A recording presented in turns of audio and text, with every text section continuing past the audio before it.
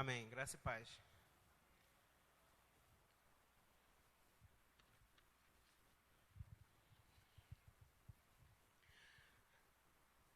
Domingo pela manhã, eu fui convidado para ministrar na EBD. Algumas pessoas aqui eu já vejo que estavam lá pela manhã, outras não puderam estar.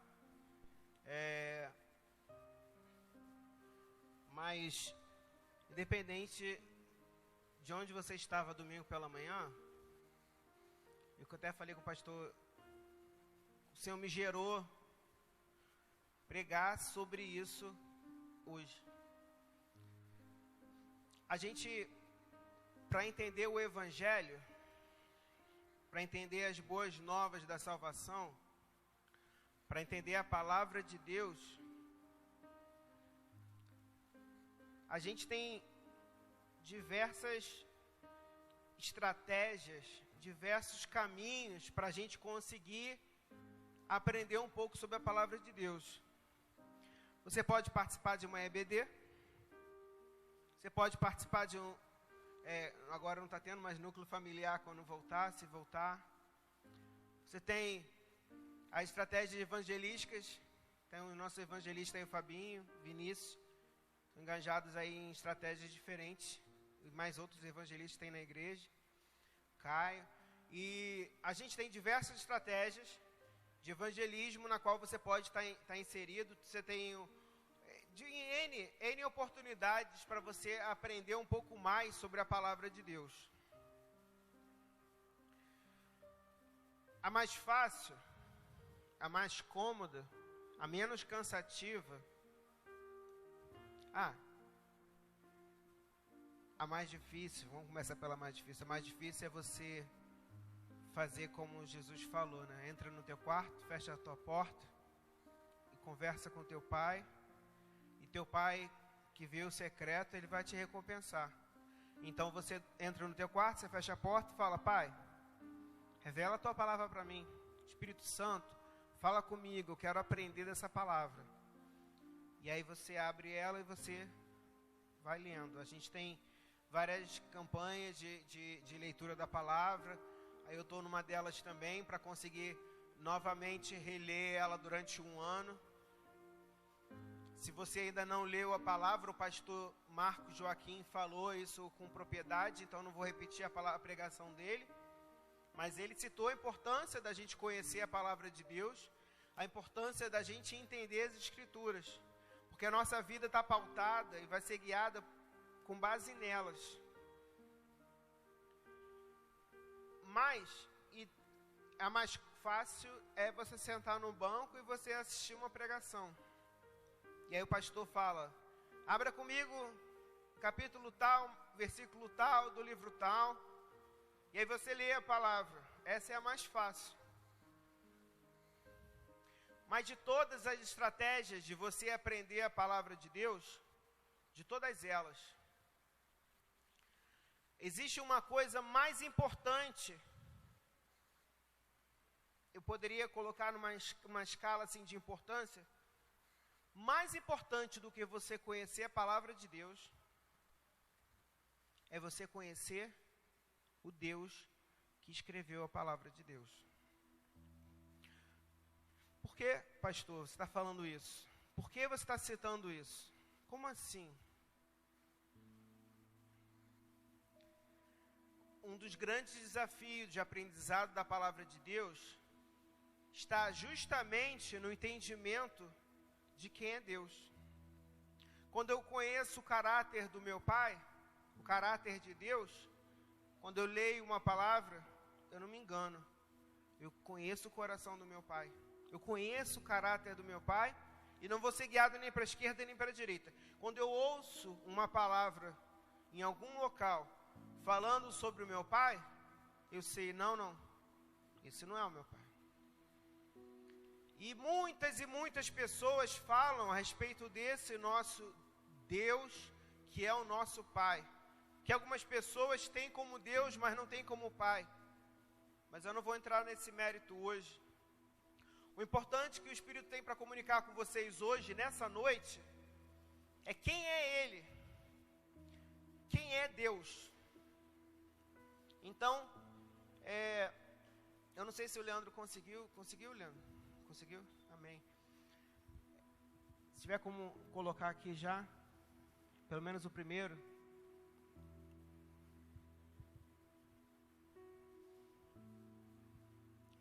Ótimo.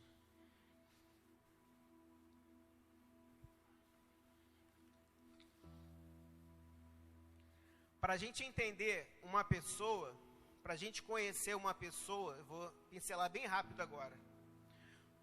Vamos lá. Todos vocês, alguém é novo na igreja e está visitando hoje pela primeira vez? Você? Amém. Tirando a irmã, qual é o seu nome, irmã? Vanessa? Glória a Deus pela sua vida, Vanessa. Tirando a Vanessa é a única exceção, está liberada dessa pergunta. Tirando a Vanessa, quem aqui conhece o pastor Luciano, ou já ouviu falar dele, ou já viu alguma pregação dele, ou pode me falar sobre ele? Levanta a mão. A Vanessa já ouviu alguém falar, talvez, do pastor Luciano. Já chegou a você características dele, não já? Do pai dele, da mãe dele. Chega, sempre chega. O que eu quero falar com isso é o seguinte: nós podemos classificar uma pessoa quando a gente olha e fala assim, ele é conhecedor da palavra. Vamos descrever rapidamente o pastor Luciano: profundo conhecedor da palavra, excelente em oratória. Você nunca viu esse cara gaguejar, com todo respeito? Eu gaguejo, ele não. Ele tem experiência, mas a experiência dele, ele tem um dom da palavra, que é muito, assim, que é claro, você sente gosto de ver ele pregar. Então, vamos lá. Você tem N características da pessoa, que você pode falar, o pastor Luciano é assim, assim, assim, assim. Não foi assim que falaram com você, Vanessa? Ah, o pastor Luciano assim, o pastor Nilton é assim, assim, e a pastora Raquel assim, assim. E as pessoas foram falando. E aí você, quero conhecer, vou lá. E aí você veio. Então, muitas vezes as pessoas falam de uma pessoa para você e você vai descrevendo com base no que você ouviu essa pessoa e você vai tentando entender e conhecer essa pessoa. Você traça um perfil dessa pessoa. Aonde que eu quero chegar? O nome desse perfil, quando a gente se refere a Deus, se chama atributo, atributo de Deus. Então, quando a gente...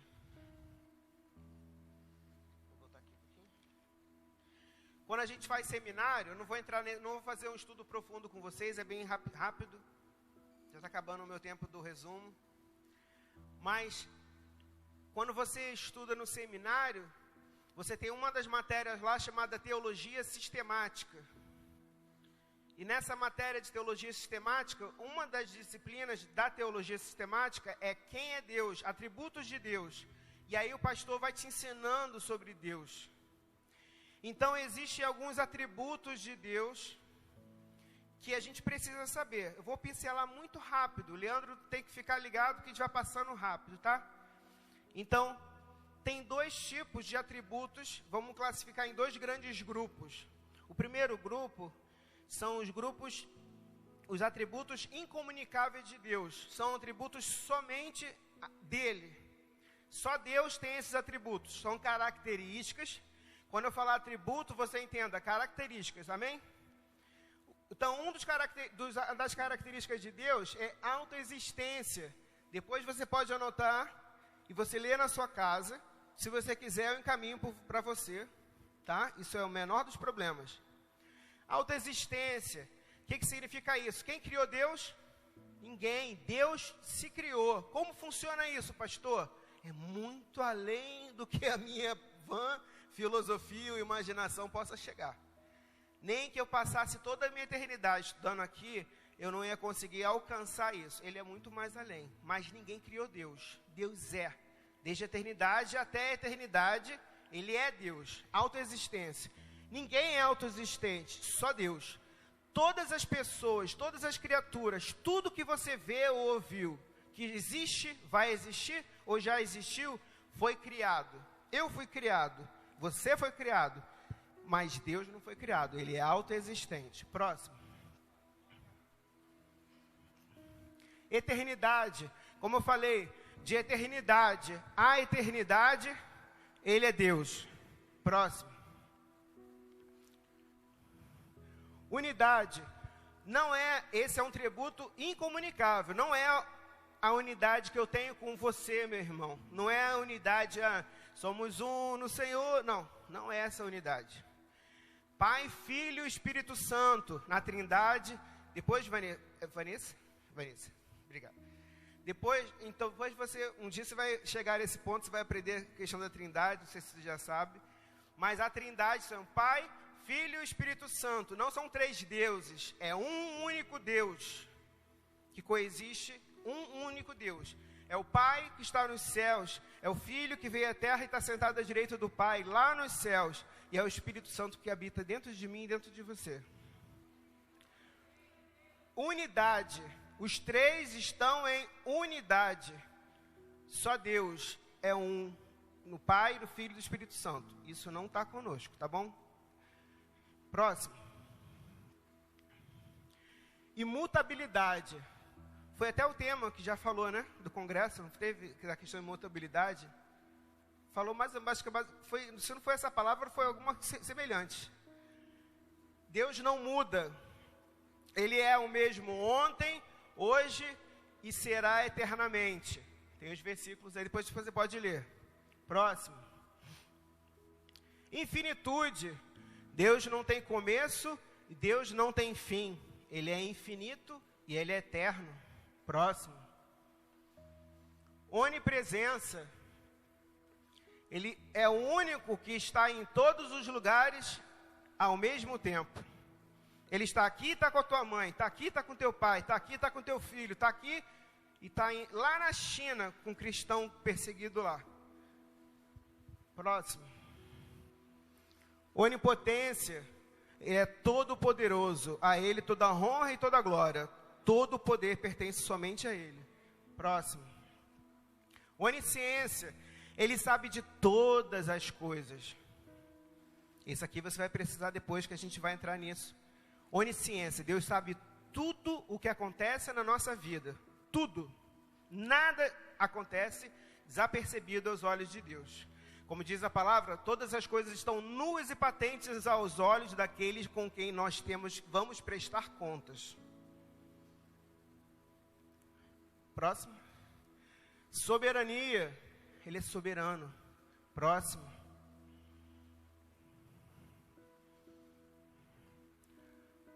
Os atributos comunicáveis. A esses ele comunicou a gente. Esse ele compartilhou. Amor. Esses atributos comunicáveis, para eu não perder muito tempo, já que eu já ensinei isso na EBD, eu só estou numa revisão zona, para você que não pôde estar na EBD, mas que é importante, o Espírito Santo me falou para falar isso nessa noite. Amor. Lembra de Gálatas 5,16? Nos frutos do Espírito? Obra da carne, fruto do Espírito. Lembra do fruto do Espírito, que é tipo uma tangerina? Um fruto com vários gomos. Bondade, longanimidade, sabe? Depois você lê Gálatas 5,16. Amor. Deus é amor. Amor, ágape. Eu até citei isso aí, a questão dos tipos de amor. Amor ágape é o amor de Deus para conosco. Ele não depende de nós. Deus nos amou antes mesmo da nossa criação. Antes da criação do mundo, Ele já tinha pensado em mim e você. Mesmo sabendo que nós somos pecadores, que nós vacilamos. Mesmo assim, Ele foi para o madeiro e morreu naquela cruz por mim e por você. Isso é amor, ágape. Amor eros é o erotismo. Amor filéu é o amor de pai e filho, de mãe e filha, de pai e filha, é família. E tem o acho que eu esqueci o nome da palavra agora. Esporgue, né? Esqueci o nome da outra palavra. Tem um quarto, que é um outro, que é semelhante ao filéu. É basicamente nisso, mas tem uma outra divisão no grego. Certamente, a maior manifestação do amor de Deus foi enviar Jesus, seu Filho, para morrer pelos pecadores. Esse ato imerecido é designado como graça. não anula os atributos da santidade, justiça e retidão. Esse ato serviu para satisfazer a sua justiça e santidade. Se ele fosse mais amor do que justiça, santidade e retidão, ele poderia ter perdoado os pecadores sem precisar sacrificar seu próprio filho.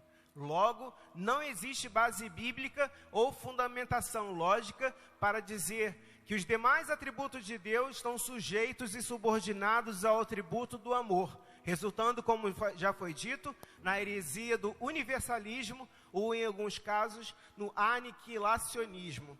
Não vou entrar em muitos detalhes, que eu não quero dar um estudo muito profundo para confundir a sua cabeça. Não. O que eu quero resumir aqui é: Deus é amor. Ele comunicou esse amor a mim e a você. Nós somos capazes de amar uns aos outros. Por quê? Porque Deus é amor e Ele comunicou isso a nós. Só que a humanidade distorceu esse atributo e colocou como ele superior aos outros. Por que, pastor, você está citando isso? Porque quando uma pessoa lá fora, não vou entrar em nome de heresia nenhuma, quando uma pessoa lá fora for falar para você: ah, pastor, mas Deus é amor, então eu posso fazer isso, isso, isso, porque Deus é amor. Ah, isso, isso, isso, porque Deus é amor. Quem já ouviu isso? As pessoas querem fazer todas as coisas em nome do amor, porque depois joga na conta do amor de Deus. Deus é amor, Ele vai te perdoar. Pode fazer. É jovem, não casou e quer se relacionar antes do casamento? Vai. Depois Deus te perdoa. Deus é amor.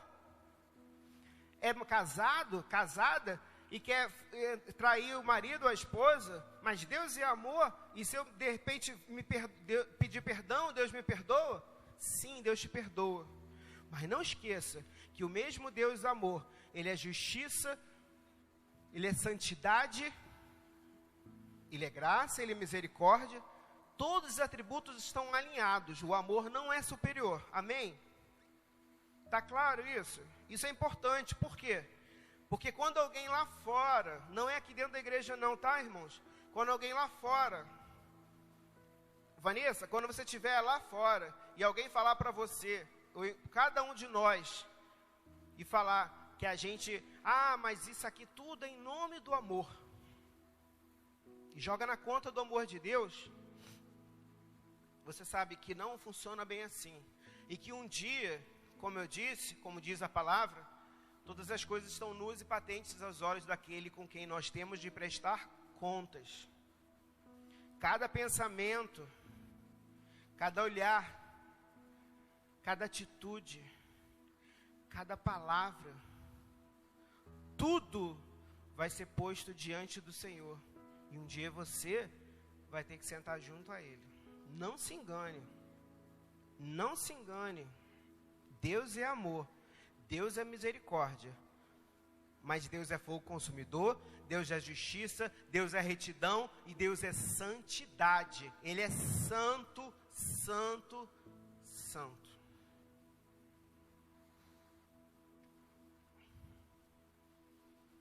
Próximo. Bondade. Amém. Próximo. Misericórdia. Misericórdia. Misericórdia, geralmente a gente fala muito quando a gente vê uma coisa errada e fala misericórdia. Mas a misericórdia de Deus, sabe o que é a misericórdia de Deus? Na real, é Ele entender que eu e você, não fazemos nada por nós mesmos que nos tornamos merecedores do céu. Nem todo o tempo de igreja, nem todo o tempo de leitura da palavra, nem todo o tempo de relacionamento, de evangelismo, seja lá o que for, nem todo esse tempo não é anulado? Não, não é anulado, é importantíssimo. Mas as nossas obras, elas não podem nos salvar. Não podem. Os nossos pecados, eles são infinitamente superiores.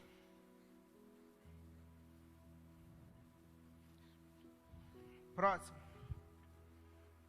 Então a misericórdia é Deus se colocando no nosso local. É quando eu tenho misericórdia de você, quando eu olho as tuas atitudes, ou quando você olha as minhas atitudes, e você olha e vê, não é o tadinho não, hein? É Deus ver como o nosso estado e mesmo assim nos perdoar. Isso é misericórdia. Sabedoria, justiça, acabou?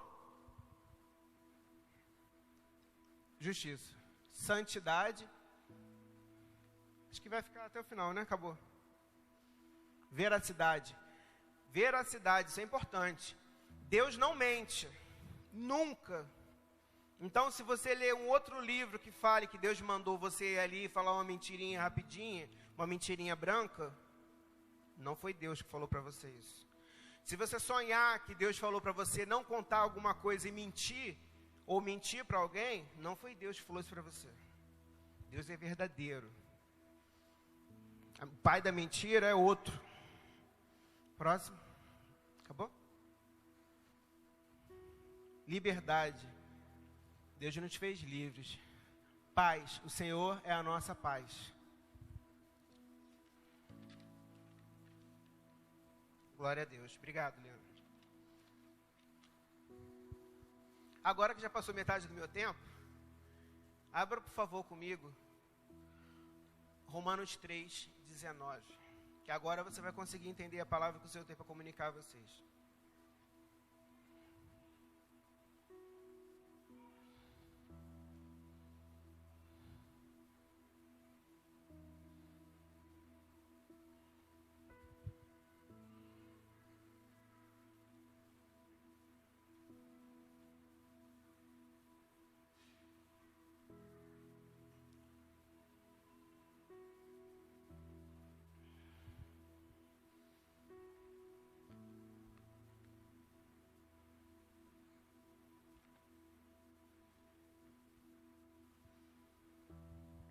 Todo mundo achou? Amém? Ora, sabemos que tudo que a lei diz aos que vivem na lei, o diz para que se cale toda a boca, e todo mundo seja culpável perante Deus, visto que ninguém é justificado diante dele por obras da lei, em razão de que pela lei vem o pleno conhecimento do pecado. Mas agora, sem lei, se manifestou a justiça de Deus, testemunhada pela lei e pelos profetas. Justiça de Deus mediante a fé em Jesus Cristo, para que todos e sobre todos os que creem, porque não há distinção, pois todos pecaram e carecem da glória de Deus, sendo justificados gratuitamente por sua graça, mediante a redenção que há em Cristo Jesus, a quem Deus propôs no seu sangue como propiciação mediante a fé, para manifestar a sua justiça, por ter Deus, na sua tolerância, deixado impunes os pecadores anteriormente cometidos. Os pecados anteriormente cometidos. Tendo em vista a manifestação da sua justiça no tempo presente, para ele mesmo ser justo e o justificador daquele que tem fé em Jesus. Onde, pois, está a jactância, ou o orgulho, em outras traduções, ou a soberba, em outras? Foi de toda excluída? Por que lei? Das obras? Não. Pelo contrário, pela lei da fé. Concluímos, pois, que o homem é justificado pela fé, independente das obras da lei. Amém. Espírito Santo, continua a comunicar à igreja, Senhor. Me dá sabedoria, Senhor, em nome de Jesus.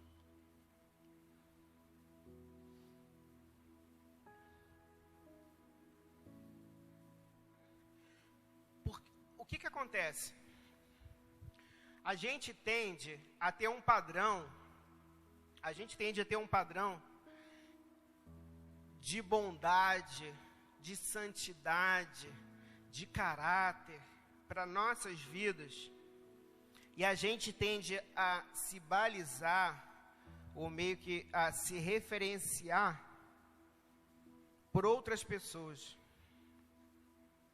Então, se eu me comparo a Hitler, eu sou extremamente bom, santo, já estou no céu.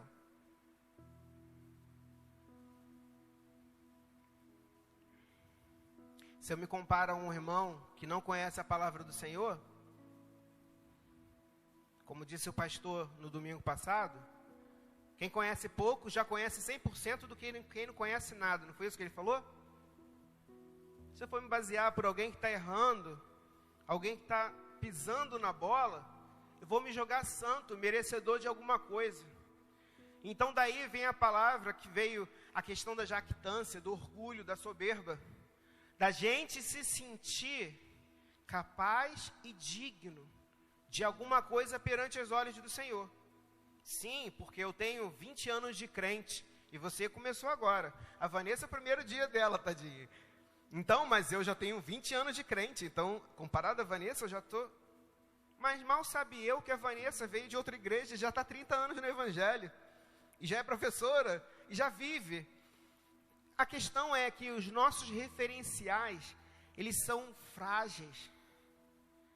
Eles quebram, eles são falhos. Por quê? Porque os nossos referenciais têm sido na horizontal. A gente tende a se referenciar e ter como padrão o irmão, a irmã, o cara do livro, o pastor que a gente leu. Pessoas, homens de Deus, mulheres de Deus, têm sido referenciais. Sim, o pastor Nito é um baita de um referencial para a minha vida.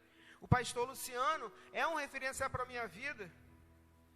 Muitas vezes, em atitudes que eu tenho, não, o pastor Luciano não falaria assim, o pastor Nilton não falaria assim. Às vezes, minha esposa, que talvez esteja vendo agora, ela já falou algumas vezes, olha, o pastor Nilton não falaria assim como você falou.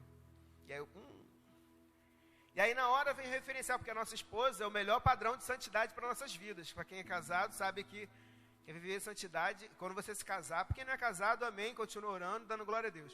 Mas quem é casado sabe que as suas esposas são um tremendo canal nas mãos de Deus para que a gente possa se santificar. Porque elas falam mesmo, elas chegam para a gente e falam. E a gente tem que ter o quê?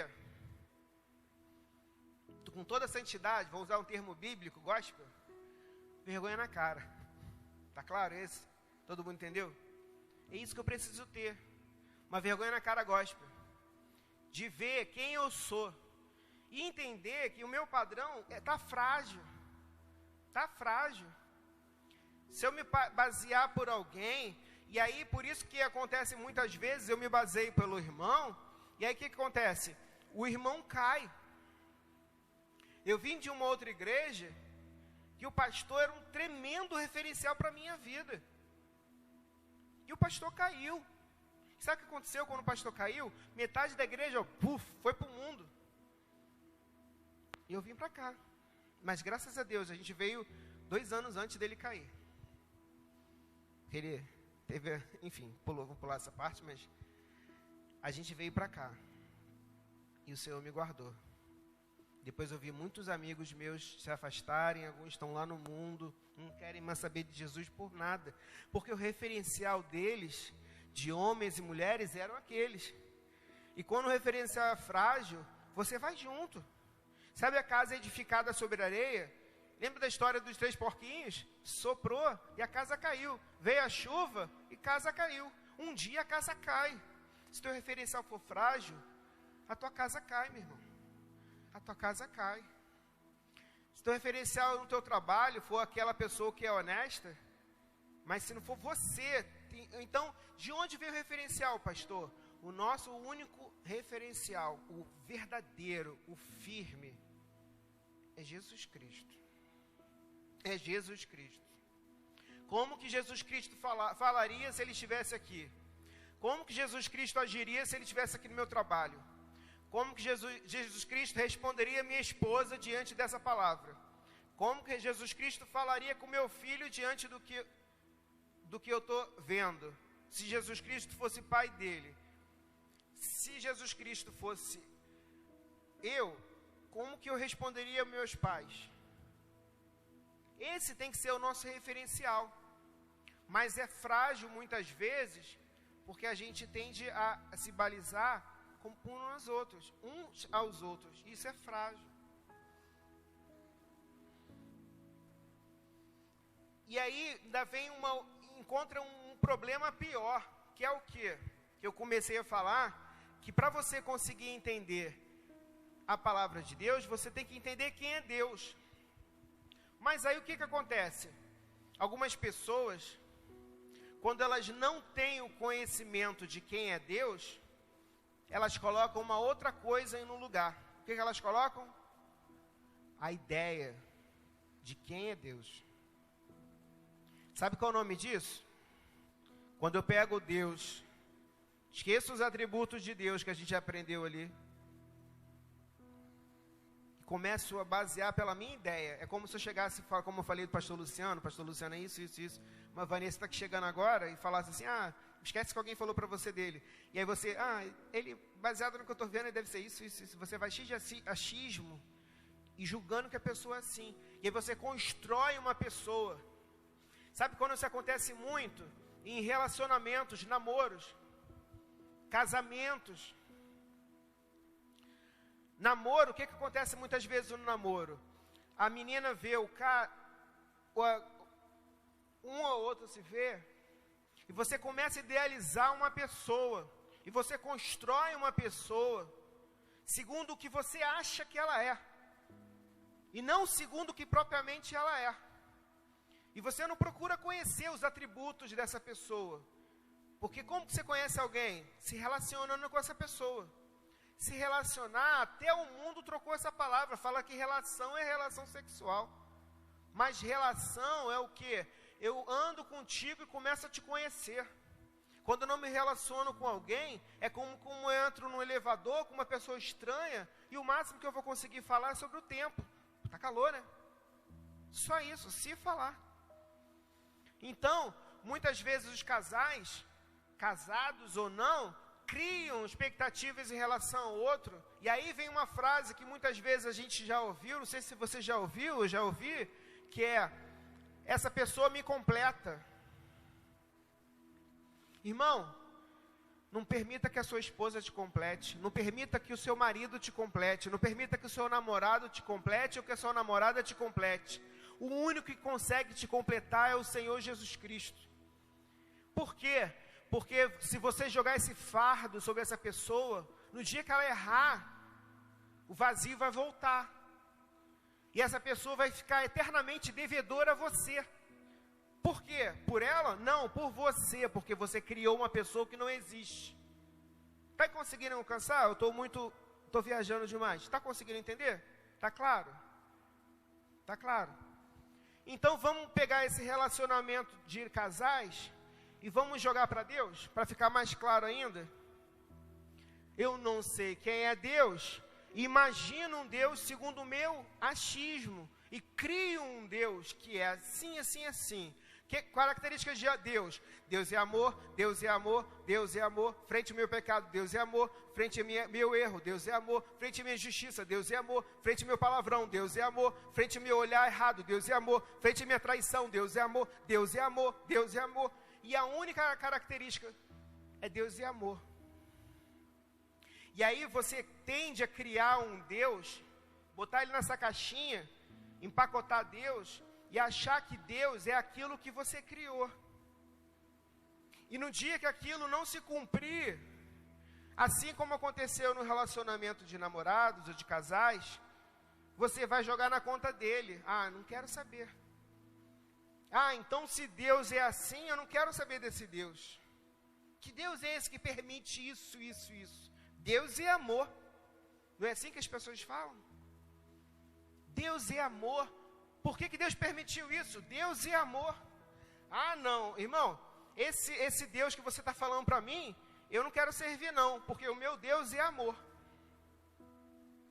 Por quê? Sabe qual é o nome disso? Vou te falar uma palavra só. Começa com I, termina com A. Idolatria. Idolatria. Embolei aqui. O nome disso é idolatria. É quando eu crio um Deus segundo o que eu acho, não segundo quem Ele é. Por isso que antes de começar essa palavra, foi necessário levar vocês à EBD de domingo de manhã, fazer uma recapitulação, gastar 20 minutos do meu tempo para poder que todos nós estivéssemos na mesma visão. Deus é assim, sim, sim. Deus é amor, mas Ele é fogo consumidor. Deus é justo juiz. E aí agora, eu não mais crio um Deus segundo o meu achismo. Amém? Não mais idolatria.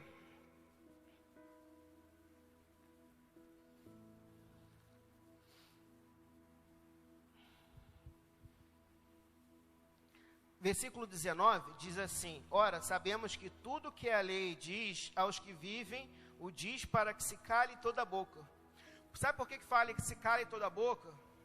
Porque a gente abre o tempo todo a boca para falar assim: ah, eu sou bom. Não, eu estou bem. Sabe quando você se olha no espelho? Ajeita o cabelo, passa aquele perfume, bota um Listerine, estou bem. Agora posso ir. Se cale toda a boca diante dele. Se cale por quê? Se cale diante da arrogância, diante da jactância, diante da prepotência de se julgar algo perante a ele. E todo mundo seja culpável perante Deus, visto que ninguém será justificado dele diante da lei, em razão de que pela lei veio o pleno reconhecimento do pecado. A lei veio para mostrar para a gente o nosso pecado. A lei, os 10 mandamentos, a lei lá que Deus deu a Moisés, não veio para nos salvar. A lei veio para mostrar o nosso pecado. Por isso que as pessoas não conseguiam alcançar isso, e carregavam aqueles fardos enormes, peso, diante de não estar conseguindo cumprir os 10 mandamentos. Porque, na verdade, a lei é o quê? Vou dar uma pincelada. A Bíblia, o Antigo Testamento, ele se dividia em lei, os livros de sabedoria e os profetas. Em alguns momentos, a Bíblia se refere à lei e os profetas, ou somente a lei. Você vai encontrar tudo isso na Bíblia. Então a lei, na verdade, ela veio para mostrar para a gente como que a gente anda perante a Deus. Como que a gente tem andado. Sabe o que é a lei? É um espelho onde eu posso me ver diante dele e falar assim: cara, não estou tão bem na fita assim. Eu preciso melhorar. As minhas palavras não estão tão santas assim. A minha atitude não está tão santa assim. O meu relacionamento não está tão santo assim. O meu casamento não está tão santo assim. Eu, como homem, preciso melhorar. Não estou tão bem assim. Eu, como mulher, não estou tão bem assim. Eu preciso melhorar. Ah, pastor, está me jogando fardo? Negativo. Então, a lei era o quê? Uma prova de 10 questões, aonde se eu errasse uma, eu tirava 0. Uma prova de 10 questões, se você erra uma, você tira 9, não é isso? Mas na lei funcionava assim: quem erra uma é devedor de todas. Ou seja, errei um mandamento, sou devedor de todos. Honrei meu pai e minha mãe, não roubei, não matei, mas cobicei tua bicicleta, pequei, 0. Essa era a lei. Então, aonde chega isso? Versículo 27. Onde, pois, está a jactância? Foi de todo excluída? Por que lei? Das obras? Não, pelo contrário, pela lei da fé.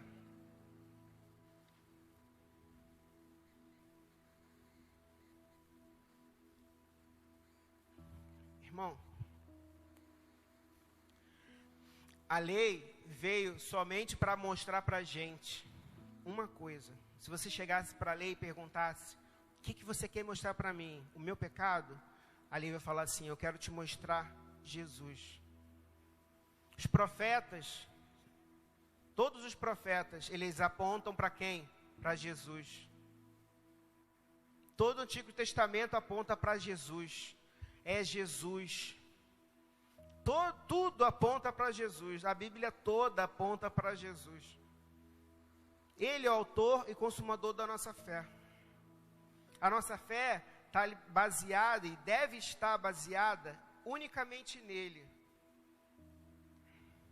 Mas sabe qual é o problema, muitas vezes, da fé? É porque a fé, na verdade, é confiar no caráter de alguém. Eu tenho fé em Deus porque eu confio no caráter de Deus. Por isso me lanço em Deus, tenho fé nele. Fé, meu irmão e minha irmã, é mais do que dizer que acredita, porque isso o diabo também acredita.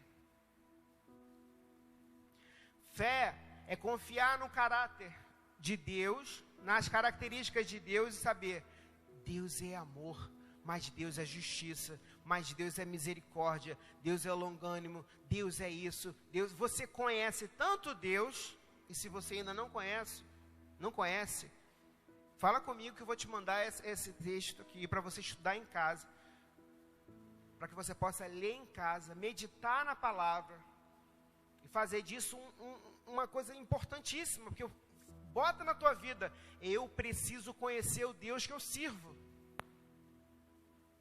Sabe por quê, irmão? Porque senão, o dia de maior idolatria na sua vida vai ser o domingo, quando você vier aqui. Porque vai estar todo mundo adorando a Deus. E você vai estar adorando ao Deus que você criou na tua cabeça. O nome disso é idolatria. Não permita que aconteça idolatria durante o culto. Nós todos possamos servir ao único Deus, adorar ao único Deus. Não o Deus que eu criei, que é segundo o meu entendimento, mas é o Deus que Ele é. Minha vida está indo bem? Ótimo. Passei na prova? Ótimo. Não passei porque eu não estudei? Glória a Deus. Continuo acreditando no poder de Deus, no caráter de Deus. Estou procurando emprego, o emprego ainda não veio. Mas eu continuo orando e continuo crendo no caráter de Deus. Ele é meu Pai, Ele vai me ajudar. Ah, a situação está difícil lá em casa, pastor. Meu casamento está difícil. As coisas têm andado muito complicadas. Eu continuo confiando no caráter do meu Pai. Eu creio que as coisas vão melhorar. Ah, mas na faculdade as coisas estão muito difíceis. As coisas vão melhorar. Confia no caráter do teu Pai. Pastor, você não sabe o que está acontecendo no meu trabalho. Confia no caráter do teu Pai. Confia. Confia. Eu citei até na EBD, agora eu acabo. Encerro agora, na novela Gênesis, que eu estava vendo, não acompanho todo dia, mas eu vejo de vez em quando, não é referencial para aprender a Bíblia é o meu referencial para aprender a Bíblia, mas eu vi lá, da questão da maçã, daquele fruto azul lá que eles comeram, não sei se vocês viram lá o tal fruto azul lá que o Adão comeu, e eu não como esse negócio, cara, não come, vacilão, e ele comeu, mas se você parar para pensar, sabe qual foi o único erro? O único pecado de Adão e Eva? Vocês lembram, pela palavra de Deus, esquece essa novela, tá? Pela palavra de Deus, quantas vezes Adão pecou? Vocês jovens sabem responder? Quantas vezes Adão pecou antes de ser expulso do paraíso? Não sabe? Vocês desse banco aqui, quantas vezes Adão pecou antes de ser expulso do paraíso? Pode falar o que você imagina.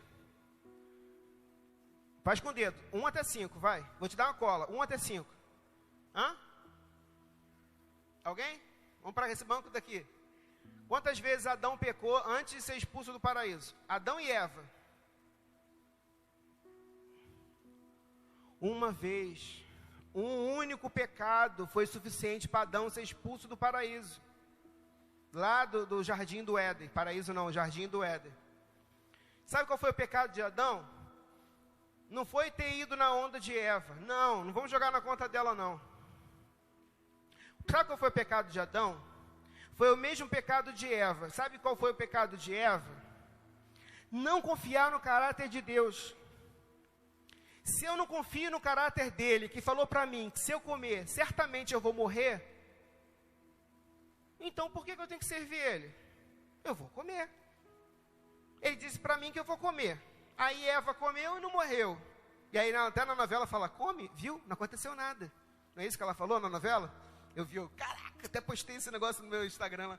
Eu fiquei, Jesus, que vacilão, não tinha comido aquele troço. Eu sabia que tinha comido, né? É assim que eu vi, né? Eu fiquei assim, caraca, que vacilo, cara. Mas sabe qual foi o erro? O erro dele foi não ter confiado no caráter de Deus. Porque se Deus falou para ele, Adão, você pode comer de tudo, cara, tudo, menos essa árvore aqui. Deus falou, eu tenho que obedecer, não importa. Deus falou, se comer, certamente morrerás. Ah, mas Eva não morreu. Cara, Deus falou que certamente morrerás, eu não vou comer. Deus falou que vai morrer. Alguma coisa vai acontecer depois. Não morreu agora, vai morrer depois, sei lá. Não come esse troço, não. Sabe por que aconteceu? Eva, Adão, os dois, o pecado deles foi não ter acreditado no caráter de Deus. Primeiro, chamaram Deus de mentiroso. Porque se Deus diz que certamente morrerás, e agora está dizendo que posso comer porque não vai morrer, não acontecer nada, então Deus é o quê? É mentiroso. E segundo, a serpente, depois você lê lá em Gênesis, tá? Não vou ler isso agora para encerrar o culto. A serpente falou assim, Deus sabe que no dia que você comer desse fruto, você vai ser semelhante a Ele. Não foi isso que a serpente falou? Você vai ser semelhante a Ele. E por isso Ele não quer que você coma. Ou seja, eles acreditaram mesmo nessa conversa fiada, de que se eu comer, eu vou ser igual a Deus. Tipo, eu vou ser como Lúcifer se achou, semelhante a ele. Papo do próprio Lúcifer, né? Eles acreditaram nisso. Então, o que eles estavam acreditando? Primeiro, que Deus é mentiroso. E segundo, que Deus tem sentimentos de inferioridade. E que Deus não quer que eu coma, porque se eu comer, eu cheguei junto, agora eu sou igual a você. Então, Deus tem medo de que eu cresça. Então, não pode, porque Deus sabe que no dia que você comer, você vai ser igual a Ele. Então, por isso que Deus está evitando. É isso que está mostrando ali. Então, irmãos, o pecado de Adão foi um. O pecado de Eva foi um. Não acreditar no caráter de Deus. Não confiar no caráter de Deus. E se eu não acredito no caráter de Deus, Ele não é confiável para mim. Logo, eu não tenho que obedecer. Então, eu vou lá comer aquele fruto azul. O fruto da Bíblia que fala comer. Fruto da ciência do bem e do mal. É a palavra certa, tá? Não é fruto azul, não. Comeram do fruto da ciência do bem e do mal. Deus, quando você quiser saber o que é fé, Hebreus 11 fala, a fé é o firme fundamento das coisas que não se veem, é a certeza daquilo que se espera. Mas se eu puder dar um resumão para você agora, numa frase, fé é confiar no caráter de Deus. Ah, pastor, estou tendo esse problema XYZ. Coloca o seu problema aqui nesse X aqui. Vou falar X, tá? Pastor, estou com esse problema X aqui. Imagina o teu problema agora. Estou com esse problema aqui, pastor. Já orei várias vezes. Esse é meu problema, pastor. X. Sabe qual é a minha resposta? Confia no caráter de Deus. Confia no caráter de Deus. Amém? Vamos ficar de pé?